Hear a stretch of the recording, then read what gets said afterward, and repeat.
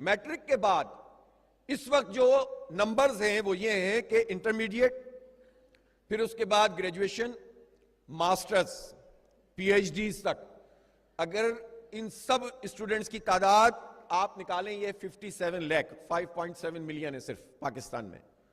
ان کو بہت زیادہ ہونا چاہیے، ڈراپ آؤٹ بہت زیادہ ہے. ان 5.7 ملین لوگوں کی اگر 100% ان کو فری کر دیا جائے ان کی فیس، تو یہ تقریباً 570 یا 600 ارب روپے لگتے ہیں. 600 ارب روپے میں کالج سے لے کر یونیورسٹی، پرائیویٹ بھی اور سرکاری بھی، سب کا اگر آپ پورا ایک نمبر نکالیں یہ سب فری ہو سکتا ہے صرف 570 ارب روپے میں.